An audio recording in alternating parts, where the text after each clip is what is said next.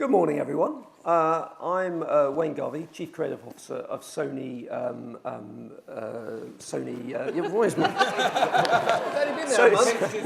Sony Pictures Television. Thank you, Magnus. And I had quite a lot to drink last night.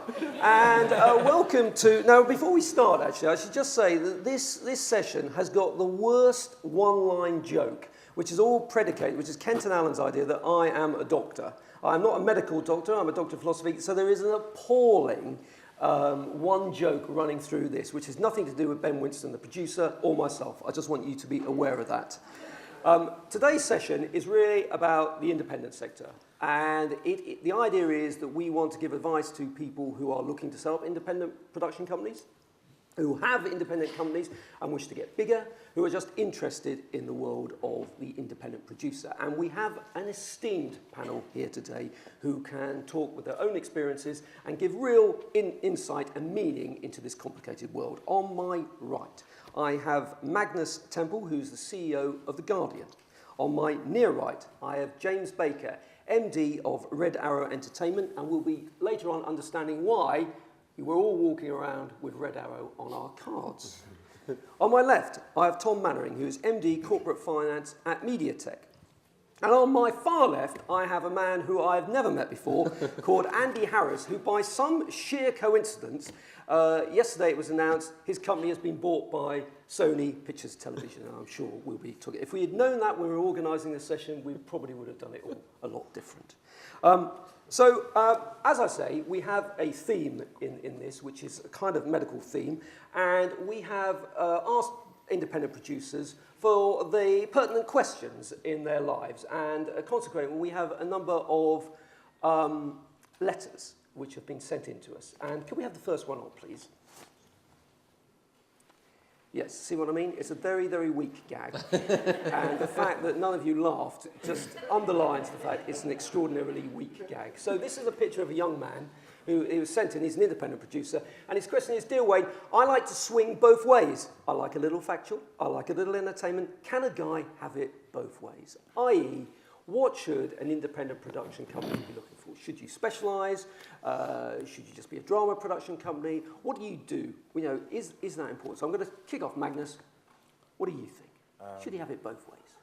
Yeah, of course you can have it both ways. I mean, I suppose in our experience, we do specialise. I mean, we obviously specialise in factual, and we specialise in a kind of particular kind of factual, and we got known for doing this multi-camera rig stuff.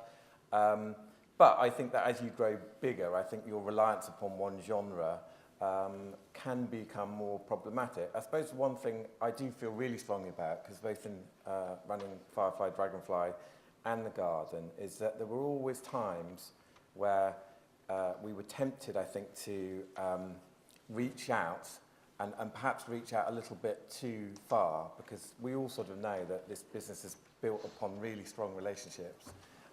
And all of the ideas, all of our successful programs have always come out of a kind of collaboration with particular commissioners, particular broadcasters. So I think that's really, really important. I think you don't want to spread yourself too thin, is what I'm saying. And I also think it's really, really important that people know what you're about. You know, they know what you are. I think that if people go The Garden, or they go Left Bank, that they know they sort of know what they're getting. And so I think the brand is important. Whatever you do, it needs to sort of represent something about what you are, if you see what I mean. And Andy, presumably Left Bank, the name and everything, that brand when you set up a company is very, very important to you. I think personally, I think Marcus is absolutely right. I think focus is very important. Branding is absolutely key.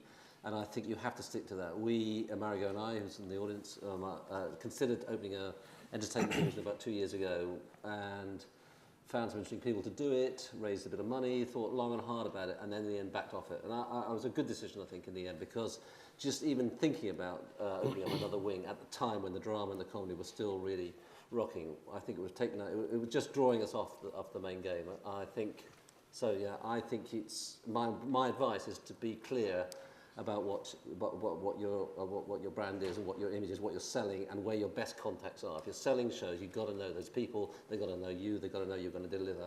And if you're moving into an area where your contacts are less good, you're going to have a lot greater problems. They're not going to trust you so much, and trust is everything in this game. And James, when you're looking for acquisition targets, both internationally and the UK, does this all follow through on this?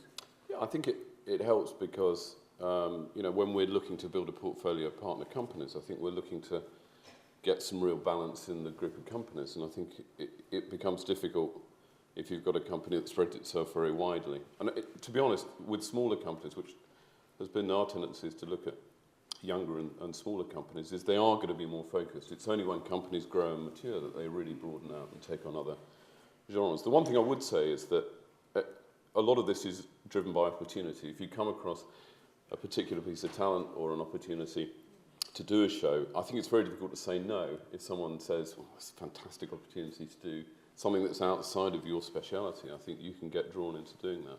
And I don't necessarily think that's a bad thing. I think you'd learn a lot by doing it, and I don't think it's necessarily a disaster. I think that's the same whether it's geographical or by genre or by platform. I think you need to go and experiment and try new things.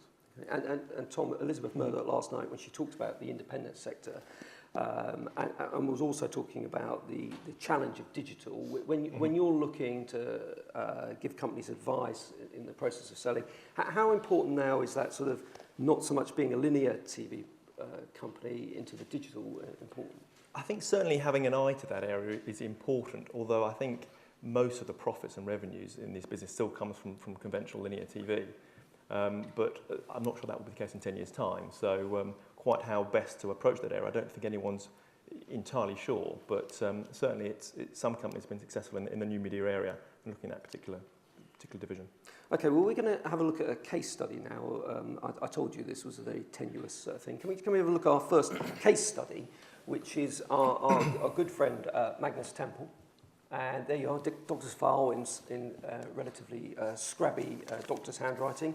Magnus, your background was that you were a producer, director, working on a range of mostly factual programs. Yeah.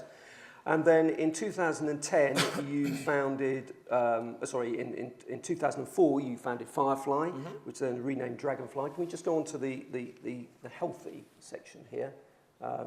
You set that up with Nick Kerwin in 2004. You sold to Shine in 2007.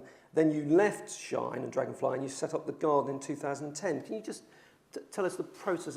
In a very, very short. Okay, I'll try and be brief. As Wayne said, I was a freelance producer, director, and then I was a series producer for a short while. I'd always quite liked the sort of entrepreneurial nature. I always used to have little projects on the side, do a couple of corporates, and sort of do it within my own little company. And I also sort of identified that actually, just really as a freelance producer director, it was at the time I just started a family, and in the end I thought it was probably going to be a good idea to sort of own the means of production in some way, because I couldn't really see how it was going to work out in the long term. So, I was working with Nick Kerwin at the time. We were both working at Menton. And that relationship was very important.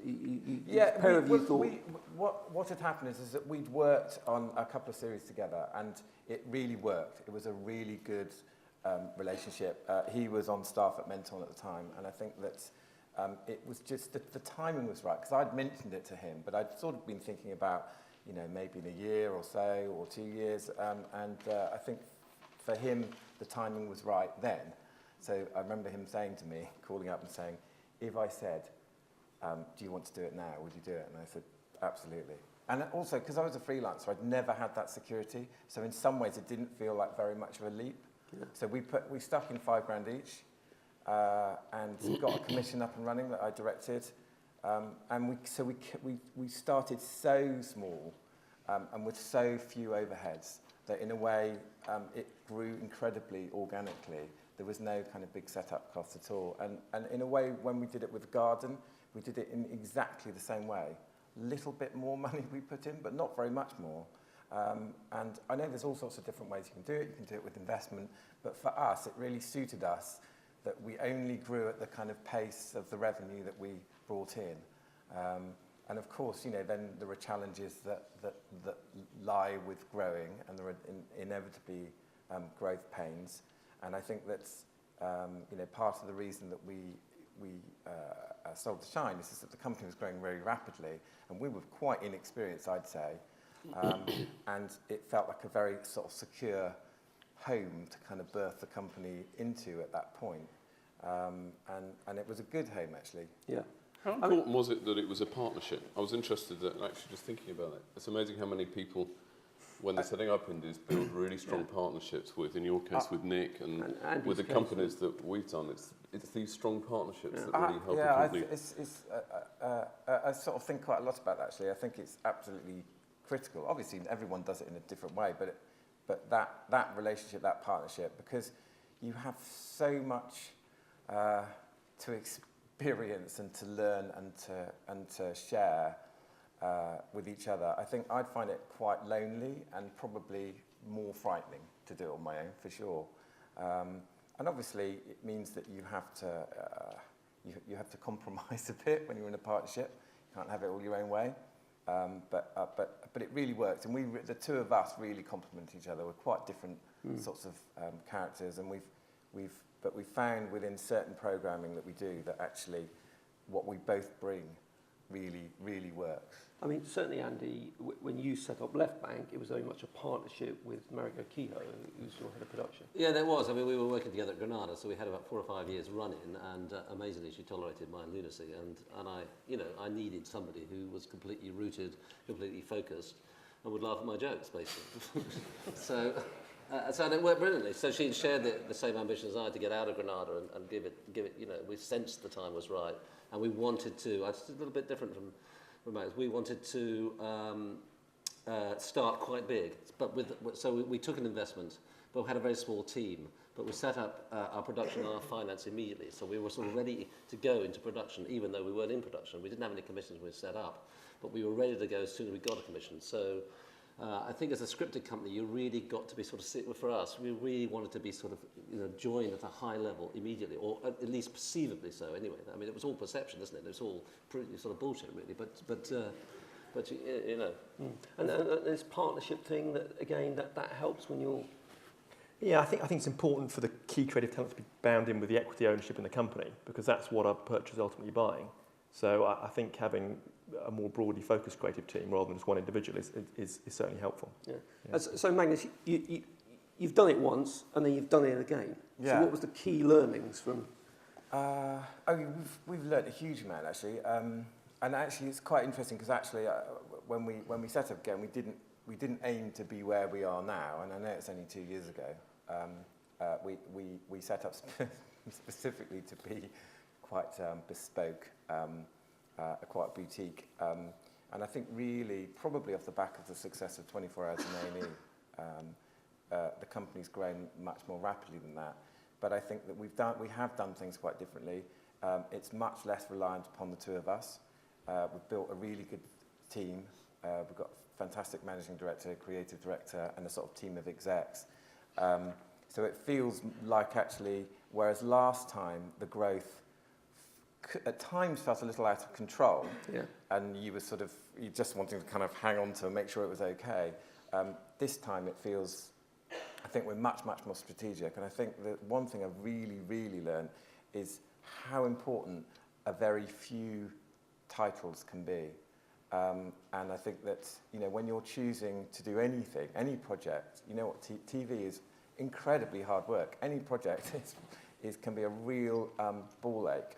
So I think that whereas last time round we sort of just grabbed the opportunities as they came, I think we take much more care about what we do and what we decide to do, and also we're more commercially aware of the importance of a certain number of things, rather than sort of just trying to do everything. Yeah, because that is a big problem. If you're a small company, you want to go out and grab those commissions, and then of course a small program takes up sometimes as much time as a big. And within development, are you now much more focused on one or two bigger projects, or? I'd say for us, the kind of mixed ecology approach is really right. I mean, I sort of feel. If you sort of imagine the shop window of the garden, I like the fact that we have quirky one-offs and a bit of that and a bit of that. but it's important to limit how much of how much of your focus is taken away from the one or two things that are going to make a difference. Okay. And so I think we are, certainly in looking ahead in development, we know that we always need one or two things that are going to make a difference 2 or 3 years down the line. But that's not to say that we won't continue to do all of the other things. Yeah. Okay, well, we have a quick diagnosis. You'll be glad to know that the diagnosis is you've combined innovation, critical acclaim, and rating success in blockbuster documentary brands. Your potential concerns are that can the company continue its rapid growth and maintain the quality? And that is a real problem with independence, isn't it? How do you maintain that quality of success? Yeah, I suppose also the other thing is that if you look at returning series like 24 Hours in A&E, and it was only right really at the end of our Dragonfly era that we actually started to have kind of returning brands.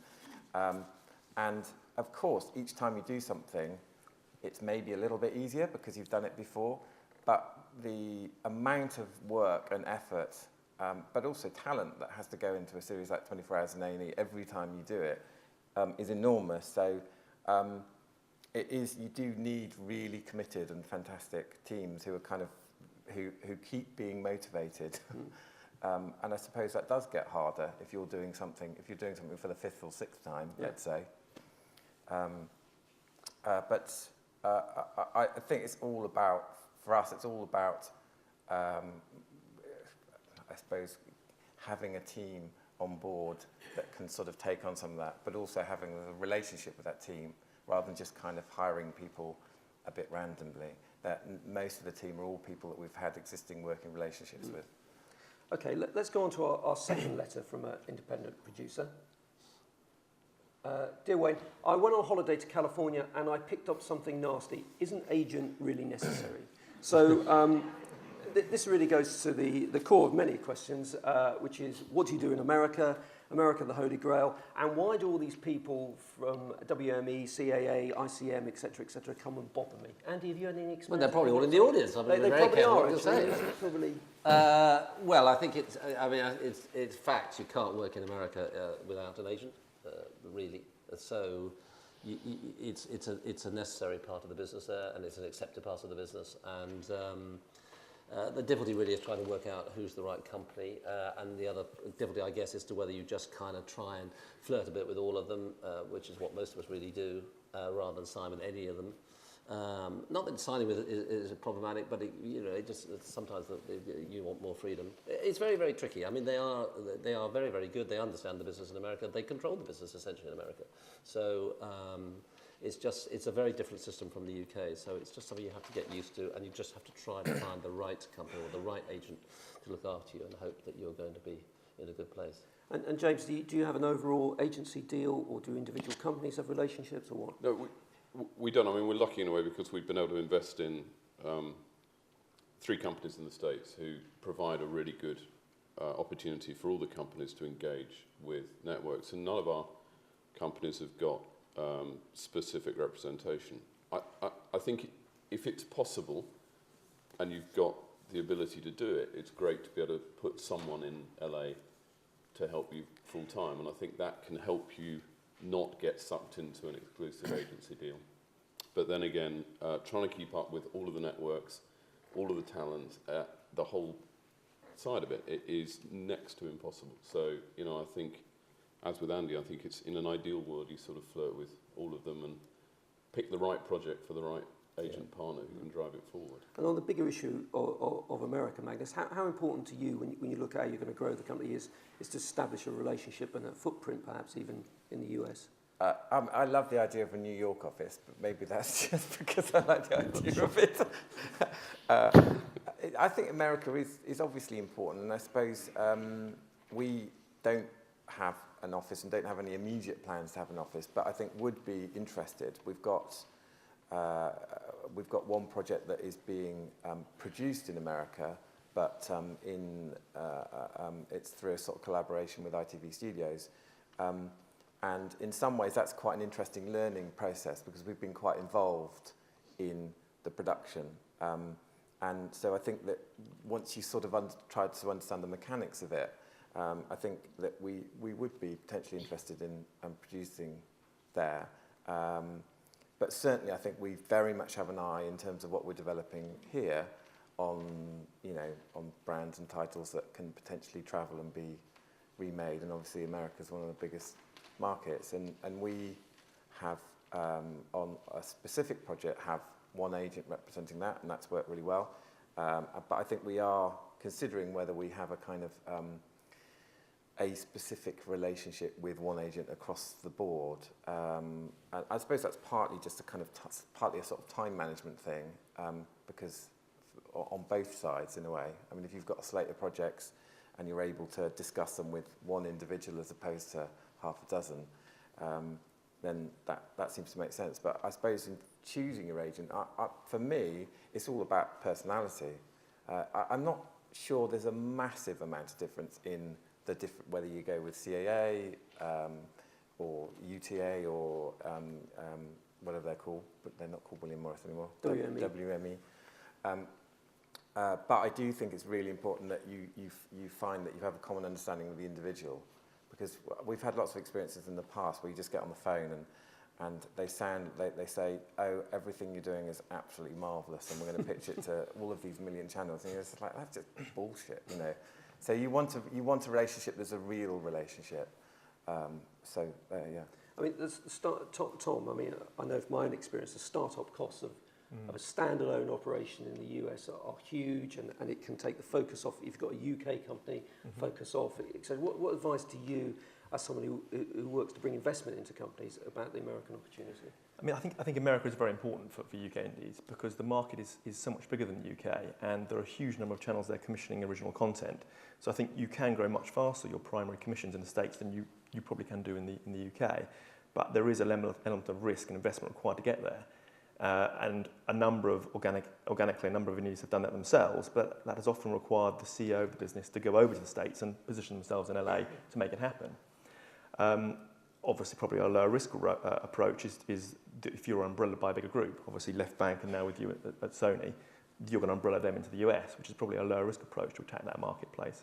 A number of other companies do that as well. So I think the US is very important, and I think the ideal scenario, given the right situation in the UK, is to take your UK rights to the US, so that you already have that primary format position in the UK. I think finding a like-minded production company that's similar to you, it's certainly non-scripted, I think, finding a company that's similar to you in the States and building a partnership with them is a really good way of getting going. I think if you've got great ideas that are working in the UK, you want to explore the States, I think finding someone who can really help you do that, so that you have active involvement in the creative process, but you're not having to jump through all of the hoops that you really have to jump through to make it a success. I think that's a good starting point. I think things like Real Screen have really been interesting. I think those who went to Real Screen last year, for the first time, I think it's a really good forum for producers to get together with cable networks and with other producers. And I can see that becoming quite an important market as an entry point for non-US companies to come in.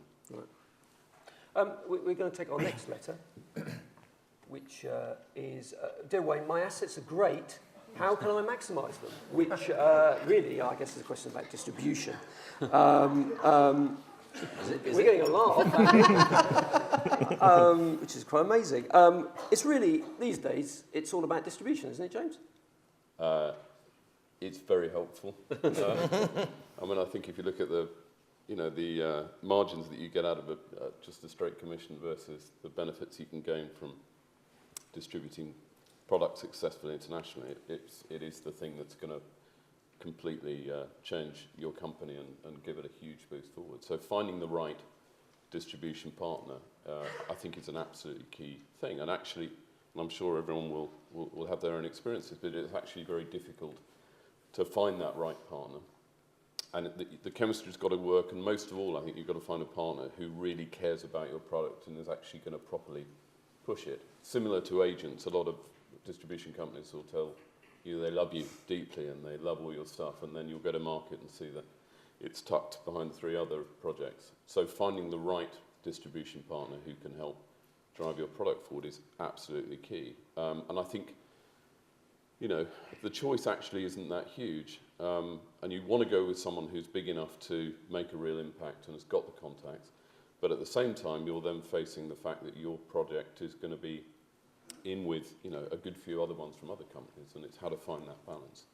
So, I mean, so Andy, you were with BBC Worldwide, yours distributor, and you're going to be moving to Sony. I mean, that must have been a key decision. Yeah, no, I mean, absolutely. I mean, when we set the company up, when we thought about the company to set it up, what we recognised was that we thought that what was missing in the drama companies at the time, which are Kudos Company, Carnival, was a focus on international. And we had done at Granada, you know, Dr. Zhivago, Prime Suspect, The Queen, and various things like that. So Marigo and I loved basically getting on planes, actually, to be truthful, and meeting people. We thought that was a real something that was kind of wasn't really being developed.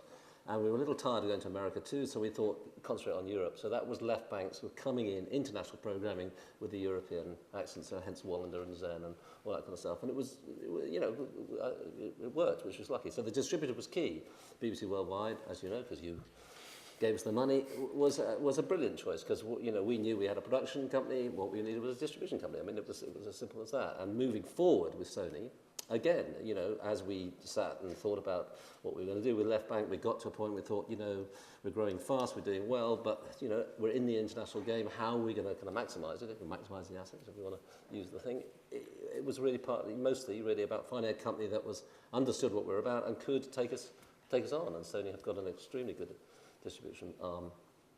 And I mean, and Tom, when you look at a company that's ready to come to market, the background on their distribution rights is really crucial, isn't it? And some companies have a smorgasbord of distribution relationships. Some have one key relationship. How do you manage your way through that?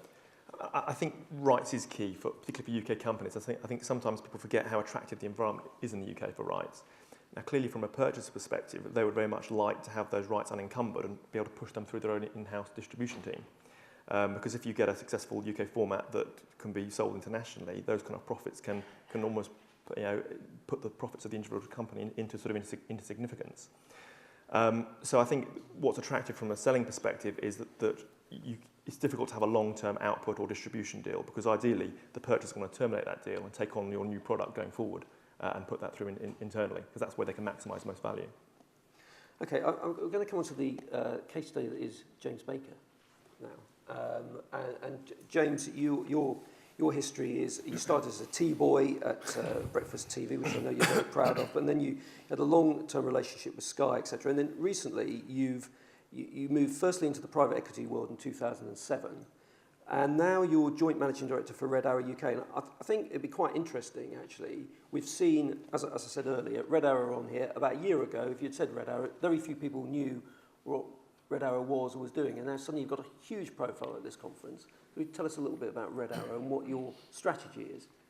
Yeah, I mean, we're part of the ProSiebenSat.1 group, who own a number of free TV networks in Europe, and they made a decision that they wanted to be in the content business as well.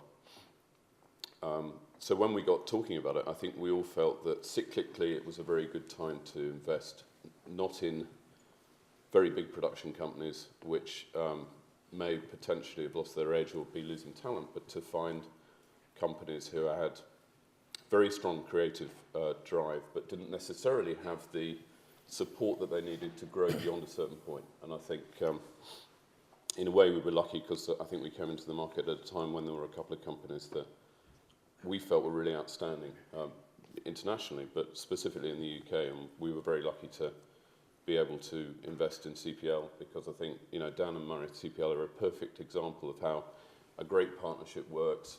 They had fantastic relationships in the industry, and I think it gave us an enormous step up to get going in the UK. And it's allowed us just to build, to me, a really interesting little group of companies who are great on their own, but more importantly, they work together very well. And I think we're trying to focus as much as possible on getting the 18 companies now in the Red Arrow group to work as closely as they can together. I think if you go beyond a certain number, then it gets really tricky to manage the ecosystem within the group. And I think, you know, what we're aiming to do, I think, certainly over the next year or so with those 18 companies, is to concentrate now on helping them grow, helping them build their relationships and their profiles internationally, and work together. And I think, you know, things like supporting Edinburgh, I think, actually has been a huge boon for us. I think it's been very easy to get our names on everybody's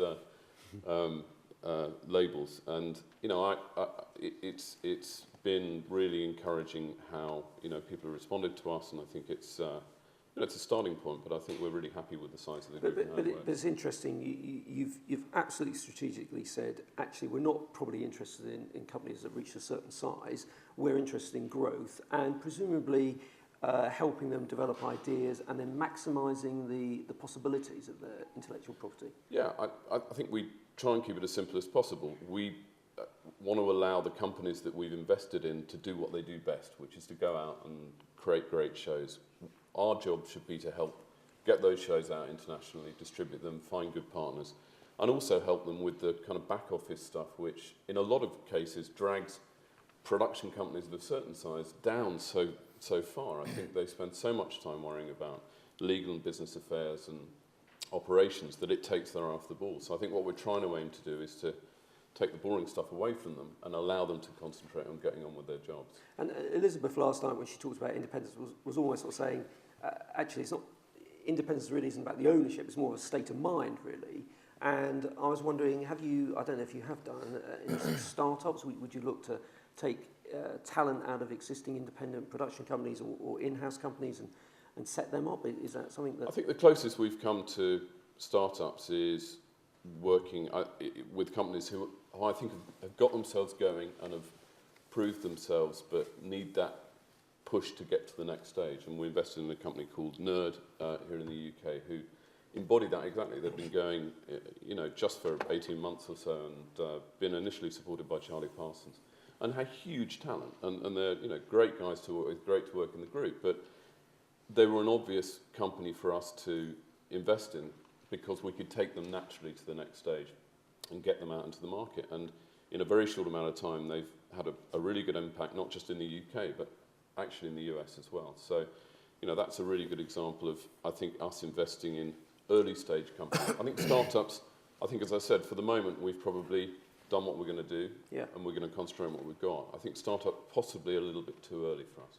Okay. Now the diagnosis is that, are you healthy? What our doctor's notes say, it's very interesting. You've got that Sky broadcasting background, you've got production background, you've got the private equity sector, and of course also working with a German company with investment experience. It's quite an interesting mix, actually. And the diagnosis, by the way, is that it's great, frankly. I mean, I can't be bothered to read it any further, actually. I mean, what a wonderful human being you are. And I think we should go straight on to our next letter, because this is quite pertinent. Dear Wayne, older men keep hitting on me in Soho House.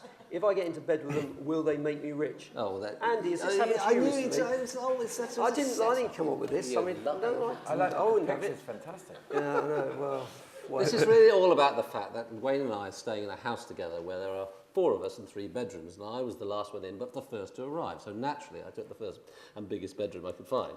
And Wayne finds himself sharing with someone he wasn't expected to share with. He's a very lovely man who's in this room, and we're coming out later. So So we were both rather desperately attempting to try and find one. No, Andy, that isn't what it's about at all, Andy. It's about you recently sold your company, so let's cut the crap jokes and let's get to the point that the audience wish to know, I think, audience. So you've sold your company? Yeah, I have, yes. So why? What? Oh, why? Oh, why? Well, I mean, why? Marge, why do we sell? Well, let's get back. Well, first of all, we didn't set it up to sell it. I mean, we didn't set it up thinking, oh, well, in 5 years' time, we'll make ourselves a couple of bob and that will be great. We set it up because we wanted to be freed from what we felt at the time was a management at ITV or in Granada, as it was then, which were uninterested in in-house production, strange though it may seem today, but they weren't. And there was a certain type of things we wanted to produce, and we felt, as I mentioned, there was a gap in the market for international programming. And I suppose concentrating on international programming and concentrating on long-running series immediately. That was the other thing. We decided not to do two-parters and singles. We actually had a policy of not even looking or thinking about them. We didn't develop anything that was like that at all. We only concentrated on series because it was clear that if you were going to, go into the international business, longevity was inevitable. So I suppose the truth is we've had good fortune. I think a lot of this game is luck. You have to be in the right place at the right time for all sorts of things. You may well be walking in to see a commissioner one day, as I've told this story a few times, on strike back, Sky at that time, this was 3 years ago, never had any money for drama. And I went to see Elaine Pike, who was head of drama at the time, and I went in and I had a book which I bought at an airport, which I truthfully hadn't read, but, and we got into a conversation and I pitched this idea called Strike Back as an action series, which she bought on the spot. And as she said to me, well, tell me the story, I said, you don't want to know about the story, just trust me, it's all... I actually didn't have the rights either, but I don't know. I'm not suggesting, by the way, this is necessarily the way to go, but this is where the luck comes in. And so this particular moment and this particular book, which I bought, by chance and not read and what have you, actually proved to be the foundation of the company's success. So I think a certain amount of luck is valuable. I really don't know why we've bothered.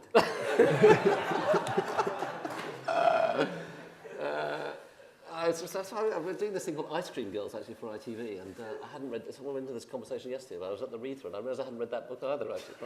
The scripts are great. I always read the scripts, but anyway. What was the question? Oh, I don't know. I've lost the will to live. Tom, what do companies need to do if they do get old men hitting on them in Soho House? What do they need to do to be in a position to actually understand the opportunity? And I think it depends on what they want to get out of it. I think one, obviously, when you sell, you're crystallising value in the business. But two, the partner you're going to work with has got to be taking the company to the next level, and you've got to see that combination making sense. I think the other factor to consider is the fact that timing is important. There's no point selling too early because you will get into a situation whereby your financial aspirations aren't achieved and you may regret doing the deal. So I think timing is quite important in terms of making sure that you do the deal at the right time for the right reasons. Okay, and I mean you must have found that as well, Magnus, about the timing. Timing is everything. Yeah, it's funny. I think just picking up on what Andy said, I think. When we set up Firefly, there just wasn't the same kind of market for acquisitions that there is now. And I think it's really, really important that people don't go, I'm going to set up an indie because in 3-5 years' time, I'm going to sell it. That's such a bad idea. So although, of course, at a certain point, if you're thinking about it or people are hitting on you in Soho House, you obviously need to think about what's going to make you attractive. But I think to set up a production company with that is a terrible idea. I think you have to do it with a real passion for what you're doing. You can't be driven by financial. It's important. This. I mean, when Mario and I left Granada, we cut our salaries by about a third, at least 2/3 actually. We have not paid ourselves that much money over the last 5 years. We put everything back into the company. The value of the car, everything we sacrificed. I mean, it's a sacrifice, but we gave up your pensions and the security and good expenses, all that kind of baloney that you get as part of being inside an ITV, and put it all essentially into the value of the company, the rights of the company. So we knew at the end, eventually, whether it be 5 years or whether it be 10 years, you would have something that was worth something. I guess that's what we did know. And probably what people don't realise is the length of time it takes to do a deal. It doesn't happen overnight, and it can have an enormous adverse pressure on companies. And if you're not careful, you can take your eye off the ball. Yeah, that's absolutely right. I mean, this has taken 6 months which may seem an incredibly long time, and it certainly does to me, but it actually is quick to selling a company, in fact. But the process of trying to work out who's going to sell their company and meeting lovely people like Tom and weighing all that up and then sort of thinking about how we put the book together and get all the things done, go out to market, meet all the companies that are interested. I mean, it's a long, old and a hard process, and you have to be thinking very, very long and hard about not just what you're doing right now, but what you're going to be doing in the next 3 to 5 years. I mean, these companies that are going to buy you are pretty hard-nosed. Obviously, the Jameses of the world. I mean, they're not buying you, they're not going to give you money unless they're bloody sure that they're going to get it back and more. I mean, this is a proper old business game, and to pretend otherwise is daft, I mean, as a young man who's hit on some companies in Soho House, as you're talking about, I mean... It's getting very ageist, this, Wayne, He's young. Men in the 50-ish is all cool, Is it? Well, I'm coming to terms with it, Andy. I mean, I know it was a long time ago for you, but I haven't got there yet. But, I mean, did you have to kiss many frogs before you met your princess with Daniel?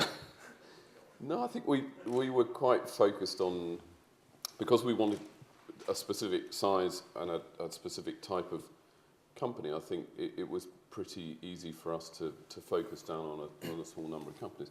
I think the most important thing on both sides is the chemistry. I think if you go into something thinking it's going to be a kind of an unbelievable commercial success and great for everybody, that's fantastic. But if you find 6 months down the track that you can't stand the people you work with, you're not a good fit with the group, you don't really want to be part of the group and you're not going to participate, that's a huge problem. And I think that's the thing that we're probably most nervous about moving forward, is for the sake of some company that's fantastic and is doing great stuff, if it's the wrong chemistry and they're not going to build relationships within the group and with our distribution companies, then it's not going to be worth that. So, you know, my main advice on this is make sure the chemistry is right between you and the partner that you're going to work with. And obviously, I can see the two of you are going to have a fantastic time. Magnus? There's still time. Do you think it'll be all right? I'm going to open this up to questions from the floor here. I don't know if we've got any questions from the floor. If we can just turn the lights up. Clearly not.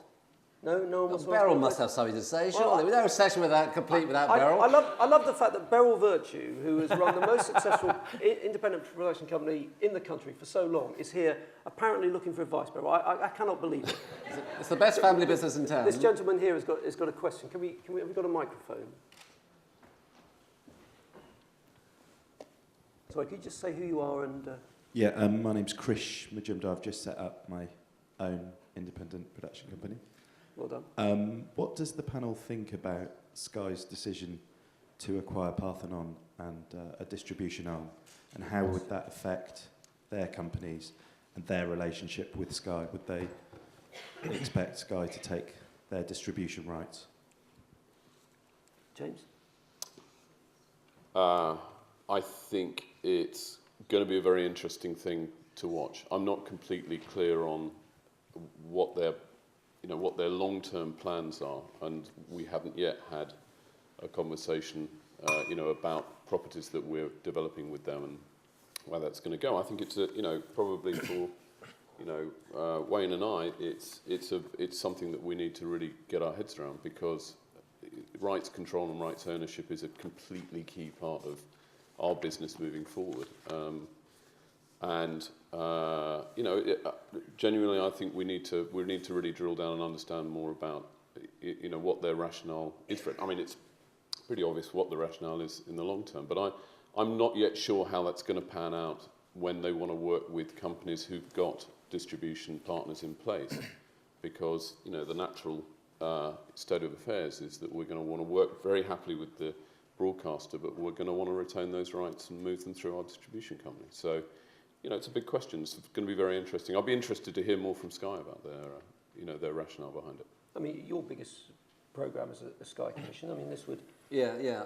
Well, I mean, I think James got it right. It's very difficult to comment on it because I don't know the details of it. Sophie Turner-Lang has a background in sales and distribution, obviously, and they're spending a lot of money and are, as a very commercial organisation, are always looking to maximise the amount of money they're investing in. And as their investment increases, they are clearly thinking about how best to keep the money rolling in.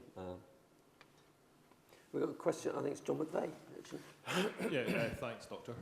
I think the panel's thrown some very interesting points of view about investment, but it's a really interesting panel, and Andy started this off about Left Bank set up as an international company, and Wayne, you were at Worldwide, and Firefly and James, you've all got a lot of experience about the opportunities internationally, and obviously that's predicated on the UK rights system. I'm not going to go into that.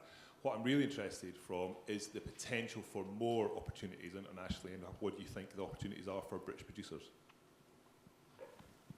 Anyone want to start off? James?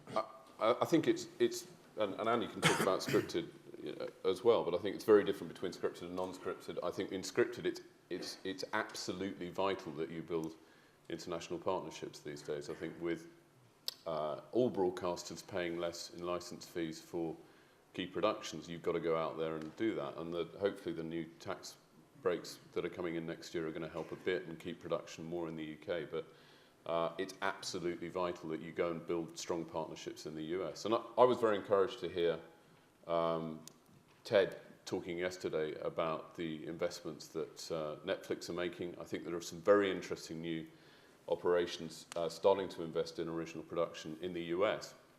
And, I think that's a great opportunity. But we've got to find effective ways of going and engaging and understanding what they want. And that's still quite tricky. I think the US, as I said, I think things like real screen help, but otherwise it's really tricky to sort of get plugged into that. And similarly, Wayne did a panel on China yesterday, which was, I think, was absolutely fascinating, and it was depressing that there were 12 people there.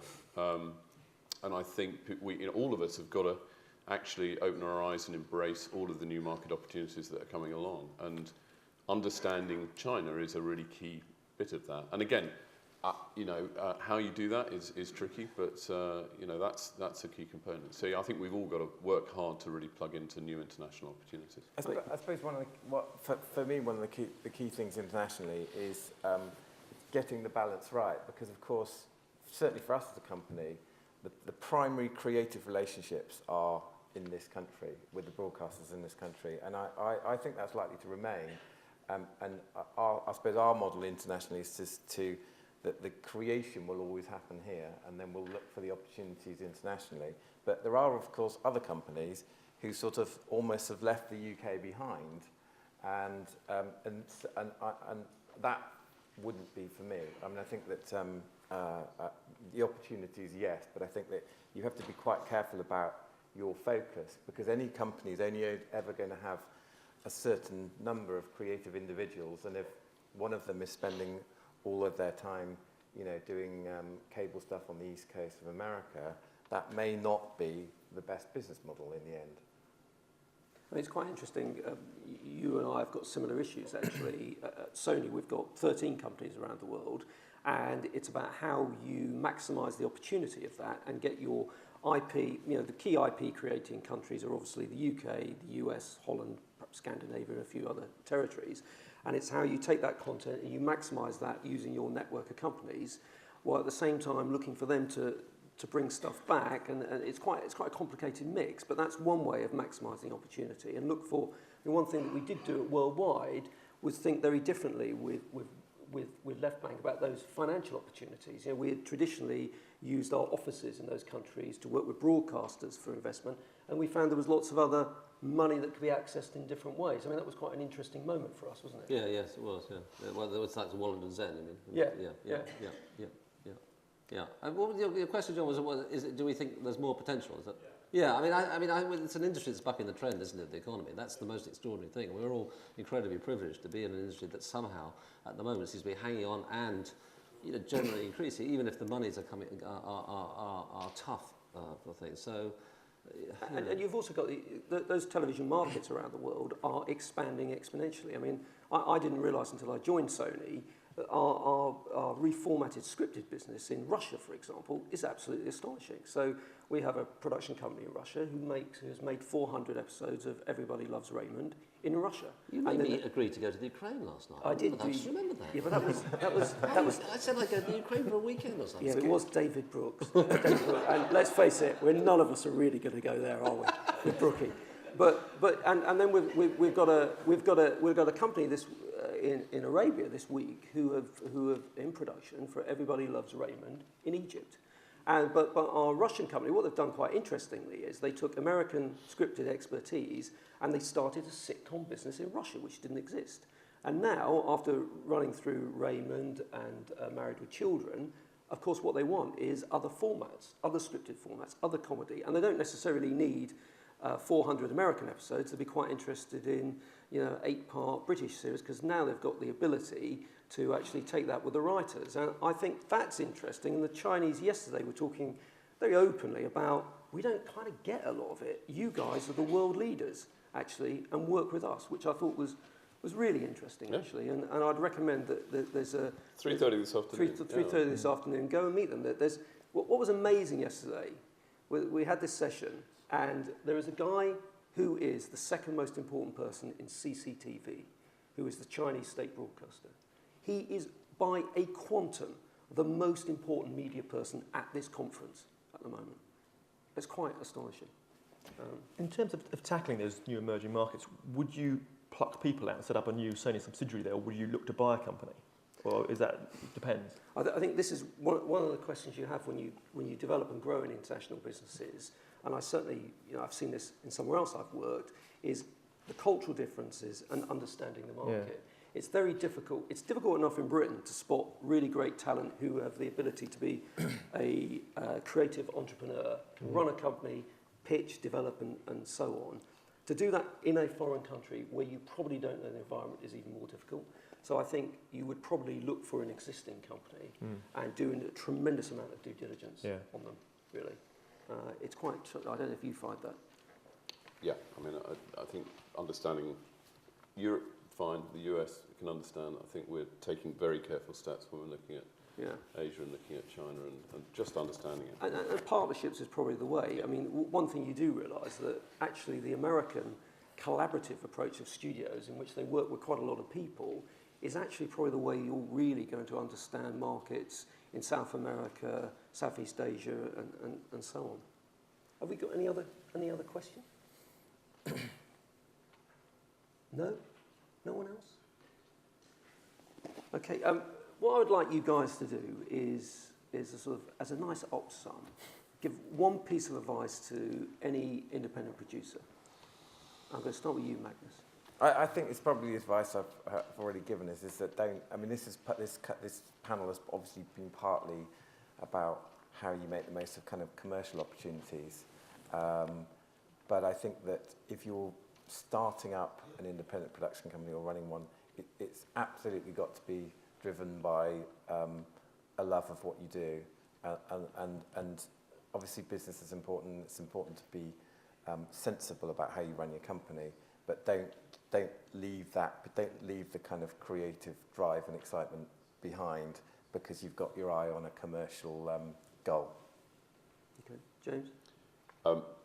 Work with people that you like and you want to work with. Don't just work with people because you think you're going to make lots of money out of it. Life's too short to work with people you don't like and you don't want to spend time with.